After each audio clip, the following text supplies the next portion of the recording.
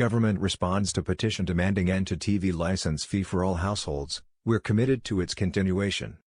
In a significant move, the UK government has officially responded to a growing online petition calling for the abolition of the BBC TV licence fee for all households.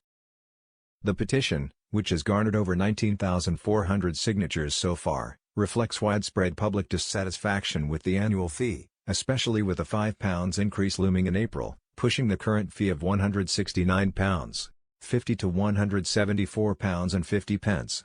However, despite the rising discontent, the Department for Culture, Media and Sport, DCMS, has made it clear that the current administration is committed to maintaining the TV licence fee in its present form until 2027. In a written statement posted on the petition's Parliament website, the DCMS affirmed that both the Secretary of State for Culture, Media and Sport and the Prime Minister have pledged to uphold the licence fee for the remainder of the current BBC charter period. The statement emphasised that the BBC remains a vital British asset and plays a critical role in supporting democracy, bringing communities together, and telling stories that shape the nation. It also highlighted the BBC's importance in shaping public opinion and fostering national identity across the UK, stressing that the continued public funding is essential to its operations and its ability to meet the demands placed upon it. The response came in the wake of the online petition, which has been calling for the complete abolition of the TV licence fee, arguing that it is an unfair tax on households. To push the petition forward, it would need to gather 100,000 signatures by May 28, 2025, in order to be considered for debate in Parliament. If it reaches this threshold, it will be reviewed by the Petitions Committee, and the government will be forced to respond in more detail. In the official statement, the DCMS acknowledged the changing landscape of media consumption and the different ways people access content today, particularly with the rise of digital streaming platforms. The department noted that the upcoming charter review process, which is expected to begin soon, will be an important opportunity to reconsider the BBC's future funding model. The review will also engage with the public, allowing citizens to voice their opinions on how the BBC should adapt to the modern media environment. Charter review is a key opportunity to set the BBC up for success long into the future, the DCMS stated. It will look at a range of issues, and as a priority for this government, it will start a national conversation to ensure the BBC truly represents and delivers for every person in this country.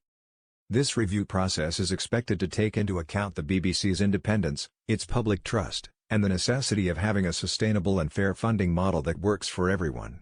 Despite acknowledging these concerns, the government has been firm in its position that the BBC's funding must remain tied to the licence fee for the time being. The DCMS made it clear that any changes to the funding structure must be carefully considered, and it will be working closely with the BBC, other broadcasters, and stakeholders within the UK creative industry to ensure that any changes made are fair and beneficial in the long term. The government also reassured the public that it would involve citizens in the process, allowing for contributions to the charter review through public consultations before the new charter is finalised in 2028. For now, the £169.50 TV licence remains in place, with the cost set to rise to £174.50 in April. For some households, this increase has caused frustration, as they feel the BBC is not doing enough to justify the high cost.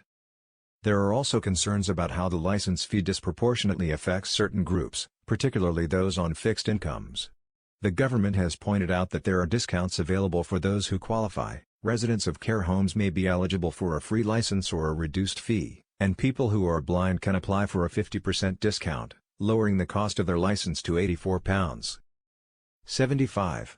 Those over the age of 75 who receive pension credit are also entitled to a free licence. Despite the government's firm stance on keeping the licence fee intact for now, it's clear that there's a growing debate about the future of the BBC's funding. The government has said it is committed to reviewing the issue and ensuring that any changes made reflect the views and needs of the public.